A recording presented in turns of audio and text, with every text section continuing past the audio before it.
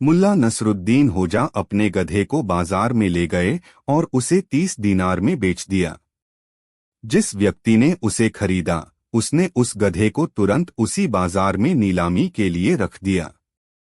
वह एक किनारे खड़े होकर उस गधे की ढेर सारी खूबियों को चिल्ला चिल्ला कर राहगीरों को बताने लगा। इस अच्छे जानवर को देखो, वह और जोर जोर से बोलने लगा, क्या आपने कभी गधे के एक बेहतर नमूने को देखा है? देखो यह कितना साफ और मजबूत है। वह उस गधे की ऐसी ऐसी खूबियों को गिनाने लगा जो कभी किसी ने अंदाजा भी नहीं लगाया होगा। तभी एक आदमी ने उसकी बोली 40 दीनार लगा दी। तभी एक और आदमी आया और उसने उस गधे की बोली 50 दीनार लगाई। तभी तीसरे ने 55 दीनार की बोली लगाई। मुल्ला नसरुद्दीन होजा को यह देखकर बड़ा ही आश्चर्य हो रहा था कि लोग गधे में इतनी दिलचस्पी दिखा रहे हैं। मुल्ला नसरुद्दीन होजा ने सोचा कि यह तो बड़ा ही काम का जानवर है, मैं ही बेवकूफ था जो इसे साधारण जानवर समझे जा रहा था। यह तो लाखों में एक है। मुल्ला नसरुद्दीन होजा अभी यह सोच ही रहे थे कि तभी उन्हें एहसास हुआ कि गधे के मालिक को एक अच्छी रकम मिल चुकी है और अब वह नीलामी बंद ही करने वाला है। मालिक ने कहा 75 दिनार एक, 75 दिनार दो। तभी मुल्ला नसरुद्दीन ने झट से उसकी बोली लगा दी 80 दिनार। हाँ हाँ हाँ हाँ। मुल्ला नसरुद्दीन होजा गए थे गधा बेचकर पैसा कमाने और अपने ही गधे को सबसे अच्छी रकम पर खरीद कर आ गए। एक दिन एक शख्स एक पेड़ पर चढ़ गया। थोड़ी देर बाद उसे लगा कि यहाँ से नीचे उतरना उतना आसान नहीं है। उसने नीचे उतरने की काफी कोशिश की, लेकिन वह कुछ खास नहीं कर पाया। अब उसके पास बस एक ही रास्ता था कि वह पेड़ से कूद जाए, लेकिन पेड़ इतना ज्यादा ऊंचा था कि उसे लगा कि अगर कूदने की कोशिश की तो चोट लग सकती है। कोई चारा न देख उसने आसपास से गुजर रहे लोगों से मदद मांगी, लेकिन किसी को कोई तरीका नहीं सूझा। वहां लोगों की भीड़ इकट्ठा हो गई। तभी भीड़ में से मुल्ला नसीरुद्दीन निकलकर बाहर आए और बोले, घबराओ मत, मैं कुछ करता हूं। मुल्ला ने एक रस्सी उस आदमी की तरफ फेंकी और बोले कि इस रस्सी को अपनी कमर में कसकर बांध लो। नीचे खड़े लोग बोले कि भला यह कौन सा तरीका हुआ। कुछ ही देर में उस आदमी ने रस्सी को अपनी कमर में बांध लिया। मुल्ला ने रस्सी का दूसरा छोर पकड़कर खींचा। ऐसा करते ही वह आदमी पेड़ से धड़ाम से नीचे आ गिरा। गिरने से उसे बहुत चोट आई। लोग मुल्ला पर भड़क गए और बोले, बेवकूफ आदमी, यह क्या किया तूने? मुल्ला ने भोलेपन से कहा, मैंने पहले भी एक आदमी की इसी तरीके से जान बचाई है। मैंने इस तरीके को पहले भी आजमाया है, लेकिन मुझे यह याद नहीं आ रहा कि उसे मैंने कुएं में से बचाया था या पेड़ पर से। अपने गधे पर सवार मुल्ला नसरुद्दीन चला जा रहा था। कहाँ जा रहा था यह उसे खुद पता नहीं था। वह तो गधे की पीठ पर बैठा ख्याली पुलाव पका रहा था। मैं 4 दुकानें खरीदूंगा, एक कुम्हार की, एक जीन साज की, एक दर्जी की और एक मोची की। हर दुकान में 2 कारीगर रखूंगा बस। अपना काम तो सिर्फ पैसा बटोरना, बस। फिर साल 2 साल में ही रईस बन जाऊंगा। मकान, हाँ हाँ, मकान भी तो खरीदूंगा। उसमें एक बाग भी होगा। बाग में फव्वारे होंगे, पेड़ होंगे, पौधे होंगे, पेड़ों पर पिंजरे लटके होंगे जिनमें चिड़ियां चहचहा रही होंगी। शादी, अरे हाँ भाई, शादी भी करूंगा। ज्यादा नहीं, बस 2 शादियां करूंगा। हर बीवी से 3 या 4 लड़के होंगे। वाह, मजा आ जाएगा फिर उनकी शादियां। अपने ही विचारों में गुम मुल्ला नसरुद्दीन को दीन दुनिया की कोई खबर ही नहीं थी। उसका गधा किस ओर जा रहा था इसका भी उसे कोई इल्म नहीं था। वह तो बस अपने ख्यालों की दुनिया में खोया हुआ था। उसका गधा भी मालिक को लापरवाह जानकर अपनी बदकारी पर उतर आया था। सामने ही एक छोटी सी खाई पर पुल बना था, मगर वह शैतान पुल पर न जाकर दाईं ओर मुड़ गया। उसका इरादा छलांग लगाकर खाई पार करने का था, और ऐसा ही उसने किया भी। उसने अपनी चाल तेज की और दौड़कर छलांग लगा दी। उधर मुल्ला नसरुद्दीन अपने लड़कों के ख्याल में उलझा हुआ था। जब लड़के बड़े हो जाएंगे तो मैं उन्हें बुलाकर, अरे ये मैं हवा में क्यों उड़ा जा रहा हूं या खुदा, मेरे शरीर में पंख लग गए हैं क्या? लेकिन नहीं, ऐसा कुछ नहीं था। इसका एहसास उसे तब हुआ जब वह बंदूक की गोली की भांति धरती पर आकर गिरा। उसके हलक से एक तेज चीख निकल पड़ी। उसकी आंखों के सामने सितारे से घिरकर रह गए। जल्दी ही उसे वास्तविकता का एहसास हो गया, और फिर धूल और गर्द से भरा कराहता हुआ जब वह उठा तो उसका गधा दोस्ताना अंदाज में कान हिलाता हुआ उसके करीब आकर खड़ा हो गया। दुनिया भर की मासूमियत उसके चेहरे पर झलक रही थी। उसने कुछ ऐसे अंदाज में आंखें मिचमिचाई मानो अपने मालिक से कहना चाहता हो कि आओ मेरे आका, फिर से मेरी पीठ पर बैठो। अबे नमकहराम, गुस्ताख, मेरे बाप दादाओं के नामालूम किन गुनाहों की सजा के रूप में इस जन्म में तेरा मेरा साथ बना है। या मेरे खुदा, इस लकड़बग्घे, न जाने मुल्ला नसरुद्दीन उसे अभी कितनी गालियां और देता कि तभी उसकी नजर वहीं एक टूटी हुई दीवार के पास बैठे कुछ लोगों पर पड़ी और वह खामोश हो गया। दीवार के पास बैठे वे सभी लोग मजलूम और जरूरतमंद थे। सभी के चेहरों पर मुर्दनी सी छाई हुई थी। अपने आप को धूल में कलाबाजियां खिला देने के एवज में जो गालियां मुल्ला नसरुद्दीन गधे को देना चाहता था, वे उसके होठों में ही रह गईं। वह उनकी ओर देखकर हंस दिया। उसने सोचा कि इससे पहले कि लोग उस पर हंसे, उसे खुद ही अपने आप पर हंसना चाहिए। इसलिए वह हंसा, ठठाकर हंसा, फिर उन लोगों की ओर आंख मारकर बोला, वाह वाह, क्या आप लोग बता सकते हैं कि मैंने कितनी कलाबाजियां खाई? भई मैं तो गिन नहीं सका। फिर हंसते हुए ही उसने अपने गधे की पीठ थपथ पाई और उसे संबोधित करते हुए बोला, अरे शैतान, तुझे तुझे ऐसी शरारतें क्यों सूझती हैं? हालांकि उसका मन चाह रहा था कि इस गधे की जमकर धुनाई करे, मगर नहीं, वह चाहकर भी ऐसा नहीं कर सका और उन लोगों से मुखातिब होकर बोला, जरा सी नजर बचाते ही शैतानी कर देता है। कहकर वह फिर हंसने लगा। किंतु फिर एकाएक ही उसकी हंसी रुक गई, क्योंकि वहां बैठा कोई भी व्यक्ति हंसने में उसका साथ नहीं दे रहा था। औरतें वहां बच्चों को गोद में लिए जो बैठी थीं, वे रो रही थीं। मर्दों के चेहरे ऐसे लग रहे थे मानो वे भी रोते रहे हों और अब उनके आंसू सूख गए हों। यह सब देखकर मुल्ला नसरुद्दीन को समझते देर नहीं लगी कि यहाँ अवश्य कि कुछ दाल में काला है। आंख चेहरे पर गंभीरता का आवरण डालकर वह उनकी ओर बढ़ा और झुर्रियोंदार चेहरे और सन जैसे सफेद बालों वाले एक बूढ़े हे से मुखातिब होकर बोला, बुजुर्गवार, आखिर माजरा क्या है? यहाँ बैठे सभी लोगों के चेहरों पर इतनी उदासी क्यों है?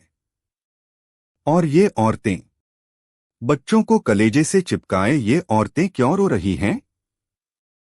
इस धूल और गर्द भरी दोपहरी में क्या यह बेहतर न होता कि आप लोग अपने अपने घरों की ठंडी छांव में बैठते, वहां आराम करते? जिस वृद्ध को मुल्ला नसरुद्दीन ने संबोधित किया, वह गमजदा लहजे में बोला, ए रहमदिल मुसाफिर, घरों में बैठना उन्हें नसीब होता है जिनके पास अपने घर हों। ए खुदा के नेक बंदे, हम तुझे क्या बताएं, हमारी परेशानियों और मुसीबतों का कोई अंत नहीं है। तू हमारी मुसीबतों का अंत नहीं कर सकता, इसलिए कुछ भी बताना बेकार है। जहां तक मेरी बात है तो मेरा क्या, मैं तो बूढ़ा हो चुका हूं। मेरी तो अल्लाह से यही दुआ है कि वो मुझे उठा ले। कहते कहते बूढ़े की आंखों में आंसू भर आए। उसकी बात सुनकर मुल्ला नसरुद्दीन को काफी ठेस पहुंची और वह बोला, मेरे प्यारे बुजुर्ग, आप मर्द हैं, मर्दों को ऐसी बातें शोभा नहीं देती। आखिर आप ऐसी बातें कर ही क्यों रहे हैं? आपने कहा है कि मैं कुछ नहीं कर सकता। ऐसा आप मेरी गरीब सूरत देखकर कह रहे हैं, मगर आप मेरी सूरत पर न जाइए और मुझे अपनी परेशानी बताइए। हो सकता है कि मैं आपकी कोई मदद करने के काबिल साबित हो जाऊं। यह सुनकर बूढ़े के चेहरे पर आशा के भाव दिखाई दिए। फिर साहस बटोरकर वह बोला, ऐ मुसाफिर, यहाँ सभी गम के मारे बैठे हैं। मैं अपनी कहता हूँ, अभी कोई घंटा भर पहले सूदखोर जाफर अमीर के 2 सिपाहियों के साथ हमारी गली में आया था। मैंने उससे कुछ कर्जा लिया हुआ था। कल अदायगी की आखिरी तारीख थी और मैं कर्ज अदा नहीं कर पाया, इसलिए उसने मुझे घर से बेघर कर दिया। बचपन से लेकर अब तक की अपनी उम्र मैंने इसी मकान में गुजारी थी। अब मेरा कोई घर परिवार या ठिकाना नहीं है जहां जाकर मैं सिर छिपा सकूं। वह जल्दी ही अपनी रकम वसूलने के लिए मेरी जायदाद, पशु आदि बेच देगा। यहाँ बैठा मैं इसी बात का मातम मना रहा हूँ। कहते कहते उसका गला रुंध गया, आवाज भर्रा गई और आंखों से आंसू निकलने लगे। मुल्ला नसरुद्दीन ने गंभीरता से उसकी बात सुनी। कुछ क्षणों तक वह सोचता रहा, फिर बोला, लगता है तुम पर काफी कर्ज है। ऐ नेक इंसान, मैं सिर से पांव तक कर्ज में डूबा हूं। मुझ पर 250 तंकों का कर्ज है। मुल्ला नसरुद्दीन तुरंत अपने गधे की ओर पलटा और गधे की जीन से थैला खोलते हुए बोला, 250 तंकों की मामूली रकम के लिए भी भला कोई रोता है। आप चिंता न करें बुजुर्गवार, यह लीजिए 250 तंके और फौरन उस सूदखोर का कर्जा चुकाइए और उसे लात मारकर अपने घर से निकाल दीजिए। फिर बाकी का जीवन अल्लाह का नाम लेकर मजे से गुजारिए। सिक्कों की खनखनाहट सुनकर वहां मौजूद सभी के चेहरों पर नया जीवन सा दिखाई देने लगा। ऐसा लगा जैसे उन्हें कोई जीवनदायी औषधि मिल गई हो। उधर बूढ़ा हैरान और परेशान था। अचंभे से उसकी आंखें फैली हुई थीं। अपने घर हो, ऐ खुदा के नेक बंदे, हम तुझे क्या बताएं, हमारी परेशानियों और मुसीबतों का कोई अंत नहीं है। तू हमारी मुसीबतों का अंत नहीं कर सकता, इसलिए कुछ भी बताना बेकार है। जहां तक मेरी बात है तो मेरा क्या, मैं तो बूढ़ा हो चुका हूँ। मेरी तो अल्लाह से यही दुआ है कि वो मुझे उठा ले। कहते कहते बूढ़े की आंखों में आंसू भर आए। उसकी बात सुनकर मुल्ला नसरुद्दीन को काफी ठेस पहुंची और वह बोला, मेरे प्यारे बुजुर्ग, आप मर्द हैं, मर्दों को ऐसी बातें शोभा नहीं देती। आखिर आप ऐसी बातें कर ही क्यों रहे हैं? आपने कहा है कि मैं कुछ नहीं कर सकता। ऐसा आप मेरी गरीब सूरत देखकर कह रहे हैं, मगर आप मेरी सूरत पर न जाइए और मुझे अपनी परेशानी बताइए। हो सकता है कि मैं आपकी कोई मदद करने के काबिल साबित हो जाऊं। यह सुनकर बूढ़े के चेहरे पर आशा के भाव दिखाई दिए। फिर साहस बटोरकर वह बोला, ऐ मुसाफिर, यहाँ सभी गम के मारे बैठे हैं। मैं अपनी कहता हूँ, अभी कोई घंटा भर पहले सूदखोर जाफर अमीर के 2 सिपाहियों के साथ हमारी गली में आया था। मैंने उससे कुछ कर्जा लिया हुआ था। कल अदायगी की आखिरी तारीख थी और मैं कर्ज अदा नहीं कर पाया, इसलिए उसने मुझे घर से बेघर कर दिया। बचपन से लेकर अब तक की अपनी उम्र मैंने इसी मकान में गुजारी थी। अब मेरा कोई घर परिवार या ठिकाना नहीं है जहां जाकर मैं सिर छिपा सकूं। वह जल्दी ही अपनी रकम वसूलने के लिए मेरी जायदाद, पशु आदि बेच देगा। यहाँ बैठा मैं इसी बात का मातम मना रहा हूँ। कहते कहते उसका गला रुंध गया, आवाज भर्रा गई और आंखों से आंसू निकलने लगे। मुल्ला नसरुद्दीन ने गंभीरता से उसकी बात सुनी। कुछ क्षणों तक वह सोचता रहा, फिर बोला, लगता है तुम पर काफी कर्ज है। ऐ नेक इंसान, मैं सिर से पांव तक कर्ज में डूबा हूं। मुझ पर 250 तंकों का कर्ज है। मुल्ला नसरुद्दीन तुरंत अपने गधे की ओर पलटा और गधे की जीन से थैला खोलते हुए बोला, 250 तंकों की मामूली रकम के लिए भी भला कोई रोता है। आप चिंता न करें बुजुर्गवार, यह लीजिए 250 तंके और फौरन उस सूदखोर का कर्जा चुकाइए और उसे लात मारकर अपने घर से निकाल दीजिए। फिर बाकी का जीवन अल्लाह का नाम लेकर मजे से गुजारिए। सिक्कों की खनखनाहट सुनकर वहां मौजूद सभी के चेहरों पर नया जीवन सा दिखाई देने लगा। ऐसा लगा जैसे उन्हें कोई जीवनदायी औषधि मिल गई हो। उधर बूढ़ा हैरान और परेशान था। अचंभे से उसकी आंखें फैली हुई थीं। 500 तंके ए रहमदिल फरिश्ते, मुझे सूदखोर के 500 तंके देने। ए दोस्त, इस मुसीबत में भी तुम्हें दूसरों का ध्यान है। इससे जाहिर है कि तुम एक नेकदिल और सज्जन इंसान हो। मगर मैं भी अल्लाह का नाम लेकर सवाब की राह पर निकला हूं। ए दोस्त, मैं तुम्हें और तुम्हारे बच्चों को कल गुलामों के बाजार में नहीं बिकने दूंगा। अल्लाह का यही हुक्म है कि मैं तुम्हारी मदद करूं। फैलाओ झोली और उसकी रहमत कबूल करो। और फिर मुल्ला नसरुद्दीन ने अपने थैले का अंतिम सिक्का तक उसकी झोली में डाल दिया। उस व्यक्ति की आंखों में खुशी के आंसू उमड़ आए। फिर उठकर उसने उसे गले से लगा लिया। वातावरण का सारा तनाव जैसे हवा में मिलकर उड़न छू हो गया हो। सभी के चेहरों पर खुशी की चमक दिखाई देने लगी। तभी वह संतराश बोला, आप तो बड़े मजे से अपने गधे से उछले।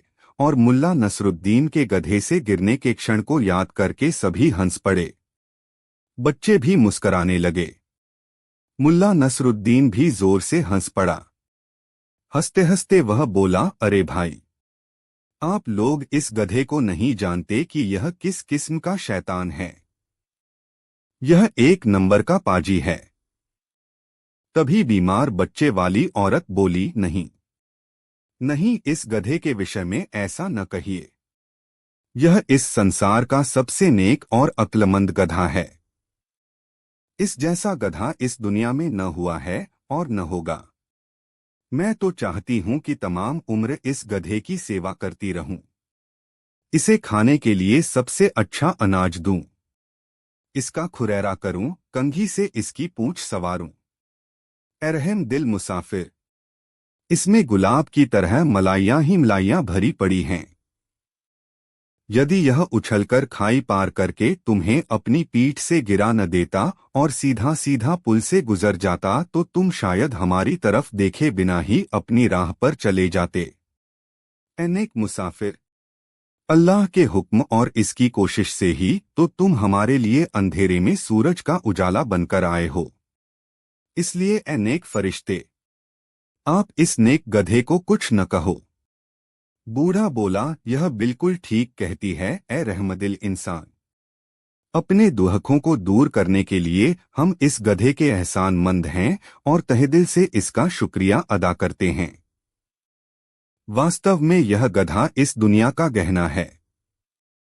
गधों में सबसे नेक, रहमदिल, समझदार और हीरा गधा है यह। और फिर दिल खोलकर सब लोग गधे की तारीफ करने लगे। इसे सूखे आड़ू, भुना हुआ अनाज, खूबानियां और पुए खिलाने में सब बढ़ चढ़ कर हिस्सा लेने लगे। दुम फटकार कर गधे ने परेशान करने वाली मक्खियों को भगाया। फिर सबकी भेंट बड़ी ही फिराक दिली से कबूल की। माल पर हाथ साफ करते हुए टेढ़ी नजर से वह उस चाबुक को भी देख रहा था जो मुल्ला नसरुद्दीन के हाथ में लहरा रहा था। दिन डूबने वाला था। पेड़ों के साए लंबे हो रहे थे। लाल पैरों वाले सारस पंख फड़फड़ाते और कैंके का शोर मचाते हुए अपने घोंसलों को लौट रहे थे, जहां अपनी लाल लाल चोंचे खोले उनके बच्चे उनका इंतजार कर रहे थे। मुल्ला नसरुद्दीन ने उनसे जाने की इजाजत मांगी। सबने झुककर मुल्ला का शुक्रिया अदा किया। आपका बहुत बहुत शुक्रिया, बुरे वक्त में हमारी मदद की कि आपने हमारी परेशानी को समझकर इस कैसे न करता, कैसे न समझता मैं आपकी परेशानी। मुल्ला नसरुद्दीन बोला, आज ही मेरे 4 कारखाने छिन गए हैं जिनमें 8 होशियार कारीगर मेरे लिए काम करते थे। एक मकान छिन गया जिसके बाद में फव्वारे लगे थे। पेड़ों से लटकते सोने के पिंजरों में चिड़ियां चहचहाती थीं। कैसे न समझता मैं आपकी परेशानी, कैसे न करता आपकी मदद। पोपले मुंह वाला वह बूढ़ा, जिसे मुल्ला नसरुद्दीन ने 250 तंके दिए थे, बोला, ए खुदाहा के नेक बंदे, मेरे पास शुक्रिया के रूप में तुम्हें देने के लिए कुछ भी नहीं है, मगर जब मैंने अपना घर छोड़ा था तो अपने साथ में एक चीज उठा लाया था और वह है यह कुरान शरीफ। तुम इसे ही ले लो।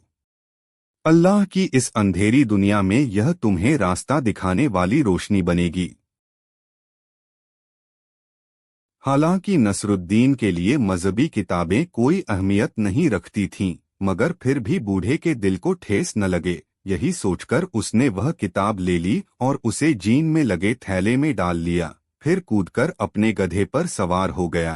तभी वहां उपस्थित लोगों को कुछ याद आया। चौंककर संतराश ने पूछा, आपका नाम?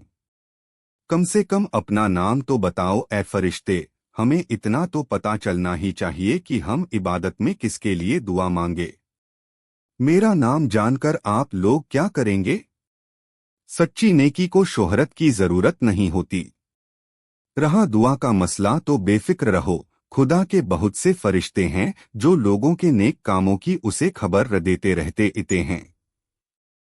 फरिश्ते ही अगर काहिल, निकम्मे और लापरवाह हुए या नर्म बादलों में सोते रहे तो आपकी इबादत का कोई भी असर न होगा, क्योंकि ईमान वाले लोगों से बात पक्की कराए बिना सबकी बातों पर यकीन करना अल्लाह के नजदीक अच्छा नहीं। अच्छा, अलविदा कहकर उसने गधे को ऐड लगाई और सरपट दौड़ाता हुआ गली के मोड़ पर जाकर गायब हो गया। वह चला गया, मगर सभी के ज़हन में एक सवाल छोड़ गया, कौन था नेकी का यह फरिश्ता? तभी अपनी बुद्धि की पहुंच पर गर्वसा करता हुआ दाढ़ी वाला संतराश बोला, सारी दुनिया में बस एक ही आदमी ऐसा है जो यह काम कर सकता है। खुदा की कसम, इस दुनिया में एक ही शख्स ऐसा है जो इस तरह की बात कह सकता है। सिर्फ एक इंसान ऐसा है जिसकी रूह की रोशनी और गर्मी से गरीब गुरबा और सताए हुए लोगों को राहत मिल सकती है, और वह नेक इंसान है, हमारा ना। खबरदार, खबरदार। उसकी बात पूरी होने से पहले ही दूसरा आदमी हौले से गुर्राया, अपनी जुबान बंद रखो, क्या तुम्हें इल्म नहीं कि दीवारों के भी कान होते हैं? ये पत्थर बेजुबान जरूर हैं, मगर इनकी भी आंखें होती हैं। मत भूलो कि तुम्हारी जुबान से उसका नाम निकलते ही सैकड़ों कुत्ते उसकी तलाश में पूरा बुखारा सूंघते सूंघते आखिर उसे खोज ही लेंगे। सच कहते हो तुम, बूढ़ा बोला। हमें अपना मुंह बंद रखना चाहिए, क्योंकि यह वक्त तो ऐसा है मानो वह तलवार की धार पर चल रहा हो और मामूली सा धक्का भी उसके लिए खतरनाक हो सकता है। खुदा के भेजे उस नेक फरिश्ते की बाबत हमें जुबान बंद रखनी ही चाहिए। बीमार बच्चे वाली औरत बोली, मैं भी खामोश रहूंगी, चाहे मुझे मौत ही क्यों न आ जाए, मगर मैं उसका नाम अपनी जुबान पर न आने दूंगी। मैं ऐसी कोई भूल कभी नहीं करूंगी जिसकी वजह से फांसी का फंदा उसके गले में पड़े। दूसरी औरत ने भी कुछ ऐसा ही कॉल किया। सभी इस तरह के कॉल कर रहे थे, मगर संतराश, वह बेचारा बड़ा परेशान सा दिखाई दे रहा था। उसकी समझ में नहीं आ रहा था कि अगर वह कसाई या भैंसे का उबला गोश्त बेचने वाला नहीं था तो भला कुत्ते सूंघ सूंघ कर उसे कैसे खोज सकते हैं। यदि वह मुसाफिर कोई नट था और रस्सी और तलवार पर चलता था तो जोर से उसका नाम लेने में क्या हर्ज है। यह औरत उस नेक इंसान को उसके पेशे के लिए रस्सी देने के बजाय मरने की बात क्यों रह रही है। वह बड़े असमंजस में पड़ गया। फिर उसने जोर से नथुने फड़फड़ाए और एक गहरी सांस ली।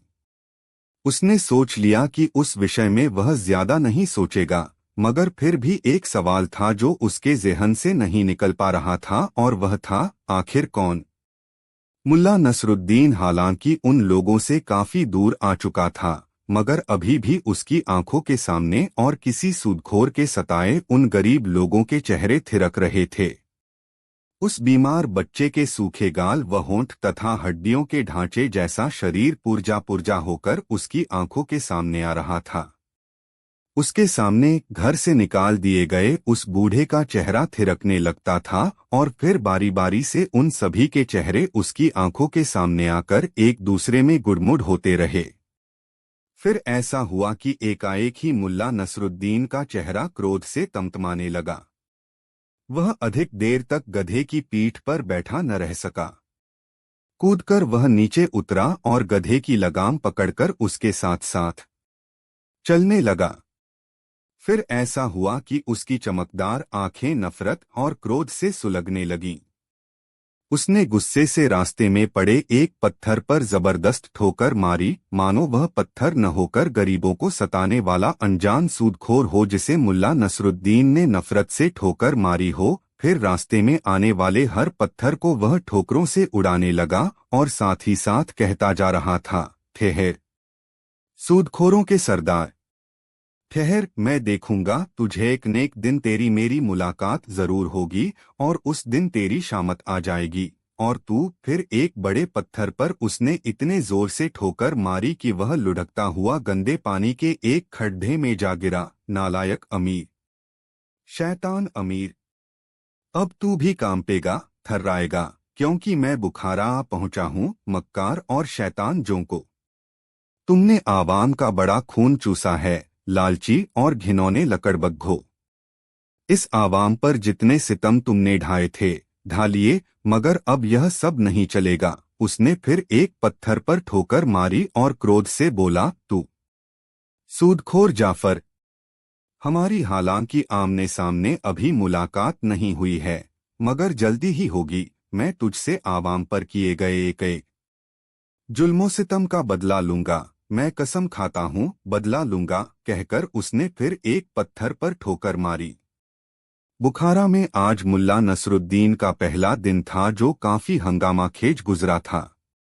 बुखारा की जो मौजूदा तस्वीर उसकी आंखों के सामने आई उस पर तबसरा करते हुए वह खुद से ही कह उठा था, यहाँ तो हालात बद से बदतर हो चुके हैं। मुल्ला नसरुद्दीन, तुम्हें बहुत कुछ करना होगा, बहुत कुछ बदलना होगा, मगर फिलहाल शाम होती जा रही है और तुम्हें आराम करना है। चलो किसी ठिकाने की तलाश में। यही सब सोचता हुआ वह तालाब वाली एक सड़क से गुजर रहा था। उसने देखा वहां सड़क से कुछ हटकर तालाब के किनारे काफी भीड़ जमा थी। वहां एक अजीब सा शोर उठकर फिजा में गूंज रहा था। आवाजें और चिल्लाहटें आपस में इस प्रकार गुड़मुड़ हो रही थीं कि कुछ स्पष्ट सुनाई नहीं दे रहा था। या अल्लाह, क्या अब अभी मेरे नसीब में आराम करना नहीं लिखा? देखना होगा, यहाँ जरूर कुछ गड़बड़ है। हालांकि नसरुद्दीन चाहता तो आसानी से अपने रास्ते जा सकता था, लेकिन वह ऐसा शख्स नहीं था कि आसपास के हालात से आंख मूंदकर खामोशी अख्तियार किए रहता। वह तो नेकी के रास्ते पर चलने वाला इस उसूल का बंदा था कि जान को कोई न कोई झमेला लगा ही रहे तो अच्छा है, न जाने कहाँ सवाब कमाने का मौका मिल जाए। और मुल्ला नसरुद्दीन का गधा, वह अपने मालिक से भी 4 कदम आगे था। वह जानता था कि 5 कहीं कोई फसाद हो तो वहां उसके मालिक का दखल जरूरी होता है। यही सोचकर वह खुद ही तालाब की ओर मुड़ गया। वह बेजुबान था, मगर इतना जरूर समझ गया था कि इस झमेले में भी उसके मालिक की शिरकत जरूरी है। भीड़ को चीरकर गधा तालाब के बिल्कुल किनारे जा पहुंचा। क्या बात है भाइयों? मुल्ला नसरुद्दीन ने चिल्लाकर पूछा, क्या अज़ा आ गया? क्या कोई चुल्लू भर पानी में? हटो हटो। वह गधे से नीचे उतरकर थोड़ा और आगे आया। वह बिल्कुल किनारे पर आ गया। वहां चिकनी मिट्टी और काई की वजह से काफी फिसलन थी। तालाब में लहरें उठ उठकर किनारों से टकरा रही थीं। इससे पहले कि कोई शख्स मुल्ला नसरुद्दीन को स्थिति समझा पाता, एक मोटा आदमी तालाब के बीच से उभरा और बुरी तरह पानी में हाथ पैर फेंकने लगा। वह बार बार डूबता और उभरता था। जब वह डूबता तो पानी में बुलबुले उठने लगते, जब सतह पर आता तो लहरों में हलचल मच जाती। बहुत से लोग किनारे पर खड़े शोर मचा रहे थे। डूबने वाला पानी की सतह पर आता तो वे उसके वस्त्र पकड़कर खींचने का प्रयास करते। वे उसे बचाने के लिए हाथ बढ़ा रहे थे, लेकिन उनकी हर कोशिश व्यर्थ जा रही थी। जैसे ही वह ऊपर आता, वे अपना हाथ बढ़ाकर चीखते, अरे अपना हाथ बढ़ाओ, इधर दो, लाओ लाओ, अपना हाथ दो। मगर उस व्यक्ति को जैसे किसी की बातें सुनाई नहीं दे रही थीं, और यदि दे भी रही थीं तो वह उन पर अमल करने में स्वयं को बेबस महसूस कर रहा था, क्योंकि पलक झपकते ही वह फिर पानी के अंदर समा जाता था। मुल्ला नसरुद्दीन काफी देर तक यह नजारा देखता रहा। फिर एकाएक ही उसके चेहरे पर हल्के क्रोध के भाव उभर आए। आखिर यह अपना हाथ क्यों नहीं बढ़ाता? कहीं यह कोई गोताखोर तो नहीं जो किसी से शर्त लगाकर गोताखोरी कर रहा हो और बचाने वाले नाहक ही परेशान हो रहे हों? लेकिन यदि ऐसा होता तो वह अपनी पोशाक उतारकर पानी में कूदता। मुल्ला नसरुद्दीन इन्हीं विचारों में लीन था। इस बीच डूबने वाला 4-5 बार पानी की सतह पर आया और फिर डूब गया। हर बार पानी के भीतर रहने की अवधि में बढ़ोतरी होती जाती थी। इसका मतलब था कि वह सचमुच ही डूब रहा है, और एकाध बार फिर ऊपर आने के बाद अंततः उसे पानी के भीतर ही रह जाना है। और इस प्रकार मुल्ला नसरुद्दीन जैसे परोपकारी व्यक्ति की मौजूदगी में एक जान नाहक ही चली जाती। यह बात भला मुल्ला नसरुद्दीन को कैसे गवारा होती? वह तेजी से कुछ सोचने लगा। अचानक एक बार वह फिर ऊपर आया। लोग चिल्ला चिल्लाकर फिर उसका हाथ मांगने लगे ताकि समय रहते उसे बचाया जा सके, लेकिन वह उन्हें देखता और फिर पानी में समा जाता। शायद कुछ भी देने की कीमत पर वह अपनी जान नहीं बचाना चाहता था, फिर भला वह उसका हाथ ही क्यों न हो। अब मुल्ला नसरुद्दीन की समझ में सारी बात आ गई। वह तेजी से बचाने वालों के करीब पहुंचा और बोला, अरे भाई, आप लोग यह क्या मूर्खता कर रहे हैं? आप लोगों को इसका साफा या कीमती पोशाक देखकर समझ जाना चाहिए कि यह कोई बड़ा अधिकारी या मुल्ला है। क्या तुम लोग अधिकारियों या मुल्लाओं को पानी में से निकालने के तौर तरीके बिल्कुल नहीं जानते? हटो, परे हटो। अरे भाई, अगर तुम कोई तौर तरीका जानते हो तो उसे बचाओ। देखो, वह पानी के ऊपर आ रहा है, जल्दी करो, किसी प्रकार उसे बाहर खींचो, कहीं वह डूब ही न जाए। एक बूढ़ा बोला। ठहरो, पहले मेरी बात पूरी होने दो। हाथ उठाकर मुल्ला नसरुद्दीन बोला, क्या तुम लोगों ने किसी सरकारी अफसर या मुल्ला को किसी को कुछ देते देखा है? नहीं, नहीं, एक साथ कई स्वर उभरे। हमेशा याद रखो कि मुल्ला व अधिकारी कभी किसी को कुछ नहीं देते, उन्हें सिर्फ लेना आता है। इसे बचाने के लिए भी हमें यही वैज्ञानिक सिद्धांत अपनाना होगा। तभी भीड़ से आवाज उभरी, अब कुछ नहीं हो सकता, वह डूब गया, लगता है। काफी देर से ऊपर नहीं आया है। अब तुम अपना वैज्ञानिक सिद्धांत अपने पास रखो, जाने वाला तो चला गया। फिर आपस में होने वाली खुसर-पुसर ने एक अजीब से शोर की शक्ल अख्तियार कर ली।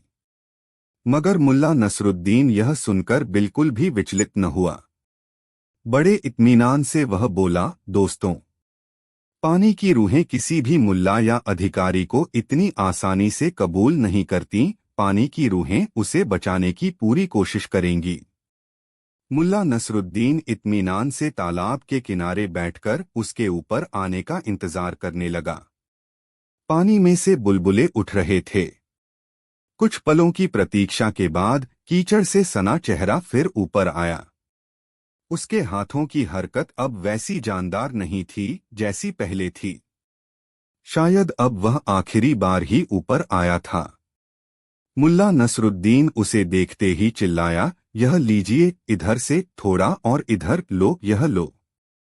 डूबते व्यक्ति ने लपककर उसका हाथ थाम लिया। उसकी पकड़ फौलादी थी। मुल्ला नसरुद्दीन को लगा जैसे उसकी कलाई किसी शिकंजे में फंस गई हो। उसके मुंह से कराहसी निकल पड़ी। खैर, जैसे तैसे उसे घसीटकर बाहर निकाला गया, फिर तालाब के किनारे ही जमीन पर लिटा दिया गया। बड़ी मुश्किल से उसकी उंगलियां मरोड़कर मुल्ला नसरुद्दीन ने अपनी कलाई को उसके चंगुल से छुड़ाया। फिर किसी ने उसे औंधा करके पीठ पर दबाव डालकर उसके पेट में भरा पानी निकाला। अभी तक किसी को पता नहीं चला था कि आखिर वह है कौन, क्योंकि उसका सारा चेहरा कीचड़ में सना हुआ था। वह कुबड़ा था, फिलहाल उसकी इकलौती पहचान यही थी। कुछ क्षणों बाद उसके होशोहवास दुरुस्त होने लगे। फिर जैसे ही उसे होश आया, वह चीख उठा, हाय मेरा बटुआ! अरे, मेरा बटुआ कहाँ गया? हड़बड़ाकर वह उठा और अपनी कमर टटोलने लगा।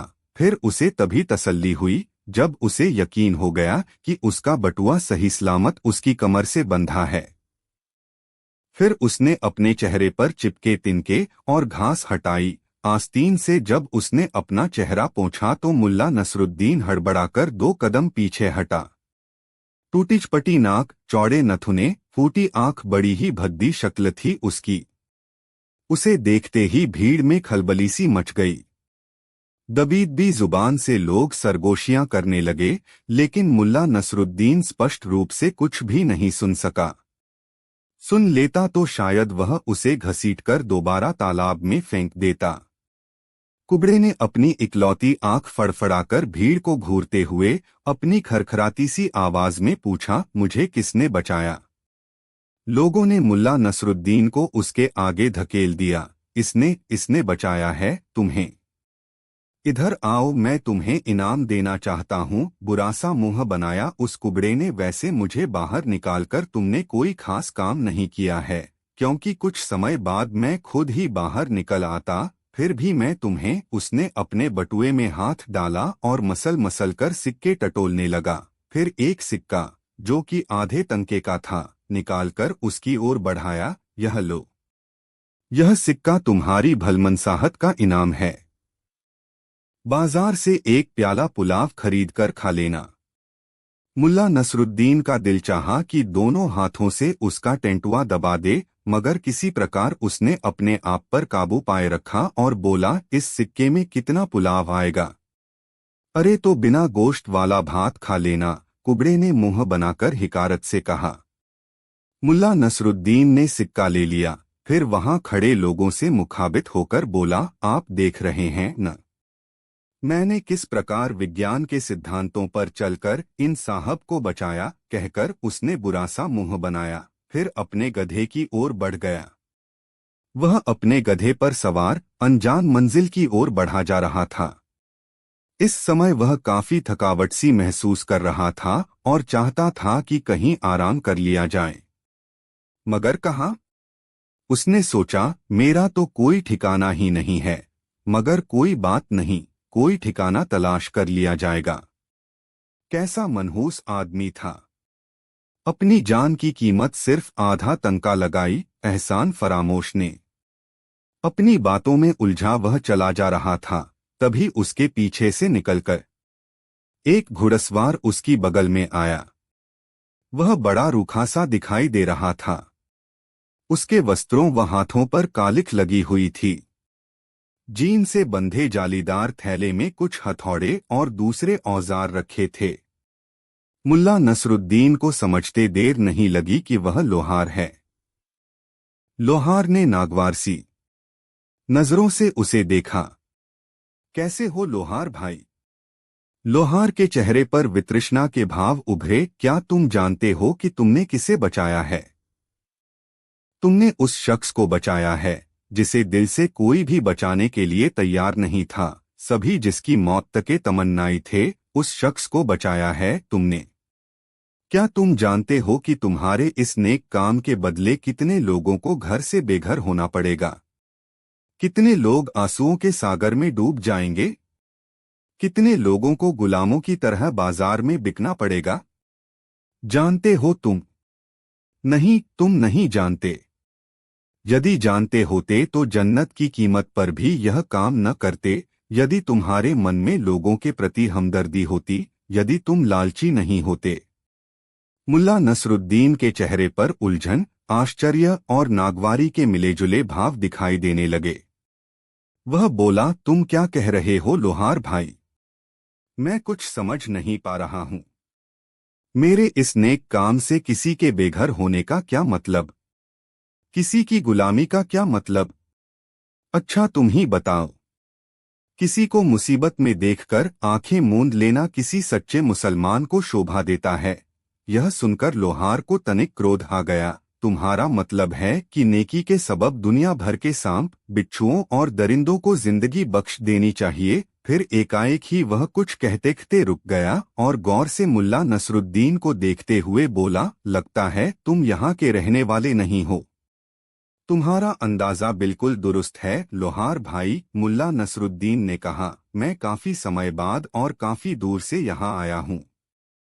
इसलिए क्या इसलिए? लोहार भाई उलझकर नसरुद्दीन ने पूछा। जरा साफ साफ कहो न, क्या कहना चाहते हो?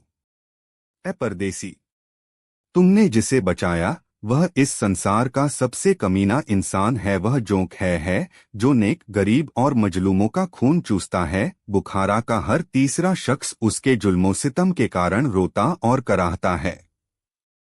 किसी इंसान को नहीं, सांप के बच्चे को बचाया है तुमने। मुल्ला नसरुद्दीन की आंखों के सामने उन लोगों के चेहरे कौंध गए जो सूदखोर के अत्याचारों से त्रस्त होकर तपती दोपहरी में घरों से बाहर बैठे रो रहे थे। फिर एकाएक ही सहरसा उठा वह, यह सोचकर कि कहीं उसने उसी जालिम सूदखोर को तो नहीं बचा लिया। यह विचार मन में आते ही सहमे से अंदाज में वह बोला, उस आदमी का नाम तो बताओ लोहार भाई। कौन है वो? क्या करता है? लोहार की आंखें नफरत से सुलग उठीं। यह नफरत उसके प्रति थी जिसे मुल्ला नसरुद्दीन ने बचाया था। वह बोला, ए मुसाफिर, तूने सूदखोर जाफर की जिंदगी बचाई है। एक खूनी लकड़बग्घे की जिंदगी बचाई है तूने। क्या कहा? एक चीख सी निकली मुल्ला नसरुद्दीन के हलक से। सूदखोर जाफर! या अल्लाह, यह मुझसे कैसा गुनाह हो गया? लानत है मुझ पर। क्या?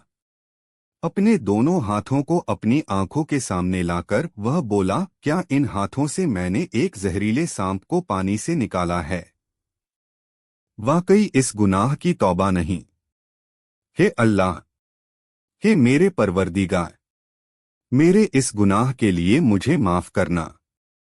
वह डूब कर मरे और बुखारा के लोगों को उसके जुल्मों से छुट्टी मिले। यह शायद तेरी ही मर्जी थी और मैंने तेरे काम में दखल दिया है। मुझे माफ करना रसूले पाक। नसरुद्दीन को इस प्रकार प्रायश्चित करते देखकर लोहार भी कुछ नर्म पड़ गया। बोला, अब कुछ नहीं हो सकता मुसाफिर भाई, सब्र से काम लो। जो हुआ उसे खुदा की मर्जी समझकर कबूल करो। जो मौका हाथ से निकल गया वह अब दोबारा लौटकर नहीं आ सकता। अब तो उस सूदखोर को कोई फिर से पानी में डूबोने से रहा। ऐसी बात नहीं है लोहार भाई, अब भी बहुत कुछ किया जा सकता है। जोश में भरकर मुल्ला नसरुद्दीन ने कहा, मैं मानता हूं कि मेरे हाथों एक बुरा काम हुआ है, मगर मैं कसम खाता हूं कि मैं अपनी इस गलती को सुधारूंगा। मैं उस सूदखोर को डूबोकर ही मारूंगा, इसी तालाब में डूबोकर मारूंगा। मैं अपने अब्बा की कसम खाकर कहता हूं कि मैं उसे इसी तालाब में डूबोकर मारूंगा। मेरा वादा याद रखना लोहार भाई, क्योंकि मैं बकवास नहीं किया करता। जब भी तुम सूदखोर जाफर के तालाब में डूब मरने की बात सुनो तो समझ लेना कि मैंने अपना वादा पूरा कर दिया है। समझ लेना कि बुखारा अजीम के शहरियों का मैंने जो गुनाह किया था उसका बदला चुका दिया है। कहकर मुल्ला नसरुद्दीन ने अपने गधे को ऐड लगाई, फिर तेजी से आगे बढ़ गया। जब मुल्ला बाजार में पहुंचा तो वहां काफी चहल पहल थी। आसमान में शाम की सुरमई चादर तन गई थी। वातावरण में ठंडक का एहसास होने लगा था। चाय की दुकानों पर बैठे लोग भट्टियों के करीब सरक गए थे ताकि बदन में गर्मी बनी रहे। दुकानों पर रोशनियां हो गई थीं। ऊंटों के काफिले बाजार में आ रहे थे क्योंकि कल सुबह बड़े बाजार का दिन था। दूरपास के व्यापारी वहां पहुंच रहे थे। इनमें हिंदुस्तान, ईरान, अरब, मिस्र और बहरीन के व्यापारी थे। मुल्ला नसरुद्दीन एक चाय की दुकान पर पहुंचकर बोला, मेरे पास अपने और अपने गधे के लिए सिर्फ आधा ही तंका है। आधे तंके में तो तुम यहाँ सिर्फ रात गुजार सकते हो, चाय वाले ने कहा। तुम्हें सोने के लिए कंबल भी नहीं मिल सकेगा। फिर अपना यह गधा मुझे कहाँ बांधना होगा। मैं भला गधे के बारे में सिरदर्द क्यों मोल लेने लगा। मुल्ला नसरुद्दीन ने इधर उधर देखा। चायखाने की बरसाती में बाहर की ओर एक खूंटा उसे दिखाई दिया। उसने अपना गधा उसी खूंटे से बांध दिया और चाय की दुकान में जाकर एक गद्दे पर लेट गया। वह अपने आप को काफी थका हुआ सा महसूस कर रहा था। थकावट के कारण उसकी आंखें मूंदी जा रही थीं। उसने आहिस्ता से आंखें मूंद लीं और सोने की कोशिश करने लगा। मगर तभी 8-10 लोग चायखाने में आए। उन्होंने अपने अपने गद्दे संभाले और चाय के ऑर्डर देकर तकियों पर अधलेटे से बैठ गए। वे दूर देश के व्यापारी थे। उनमें से एक बोला, हाँ तो अब सुनाओ। मुल्ला नसरुद्दीन के बारे में क्या कह रहे थे तुम? अरे भाई, अपने ख्वाजा नसरुद्दीन के कारनामे तो इतने हैं कि कई रातें गुजर जाएं पर उनके कारनामे खत्म न हो। किस्सा बगदाद का है जी। उन दिनों मैं भी बगदाद में ही था। हुआ क्या कि मुल्ला जी बगदाद के बाजार से गुजर रहे थे। ठीक तभी मुझे एक सराय में शोरगुल सुनाई दिया और फिर उसकी आंखों के सामने बगदाद में घटी उस दिन की घटना थिरकती चली गई। हिसाब बराबर हुआ। सराय के अंदर अजीब सा माहौल था। सुर्ख चेहरे वाला मोटा सा सराय का मालिक एक भिखारी नुमा व्यक्ति की गर्दन दबोचे उसे बुरी तरह झकझोर रहा था। भिखारी बेचारा डरासहमा आंखों में खौफ लिए उससे अपनी गर्दन छुड़ाने का असफल प्रयास कर रहा था, लेकिन किसी भी सूरत में कामयाब नहीं हो पा रहा था। कुछ लोग इर्दगिर्द खड़े तमाशा देख रहे थे। यह देखकर मुल्ला नसरुद्दीन भला कहाँ शांत रहने वाला था। वह आगे बढ़ा और सराय मालिक से मुखातिब होकर बोला, क्यों भाई, क्या माजरा है? क्यों इस गरीब की चटनी बनाने पर तुले हो? छोड़ो छोड़ो इसे और पहले बताओ कि क्या किस्सा है। सुरखरू चेहरे वाले ने उसे झटककर इस प्रकार छोड़ा कि वह गिरते गिरते बचा। फिर बोला, यह भिखमंगा आवारा इंसान, अल्लाह करे इसकी नाक सड़ जाए, इसकी आंतों में कीड़े पड़ जाएं। यह तो सब खुदा की मर्जी पर है कि यह होगा या नहीं, मगर आगे का किस्सा तो बयान करो। मुल्ला नसरुद्दीन ने उसे डांटा। यह जलील उस वक्त मेरी दुकान में आया जब मैं सींग कबाब भून रहा था। इस उठाईगीर ने अपने कपड़ों में से एक रोटी निकाली और मेरी अंगीठी पर तब तक सेंकता रहा जब तक कि मेरे सींग कबाब की खुशबू इसकी रोटी में रचबस न गई। जब इसकी रोटी पूरी लज्जतदार हो गई तो इसने मजे से उसे खा लिया और जाने लगा। जब मैंने इससे रोटी सेकने की कीमत मांगी तो देखिए, पूछिए इन सब से, यह कीमत देने से साफ मुकर गया। अब आप बताइए, मेरे सींग कबाब की खुशबू क्या हराम की थी जो यह रोटी में लपेटकर निगल गया। मुल्ला नसरुद्दीन की समझ में सारी बात आ गई। उसे समझते देर न लगी कि ये सुरखरू चेहरे वाला पक्का हरामी है। मन ही मन उसने सोच लिया कि इसे सबक सिखाना ही होगा। उसने उस गरीब से मुखातिब होकर पूछा, क्यों जी, क्या यह बात सच है? डर और परेशानी के मारे उसके मुंह से कोई बोल न फूटा।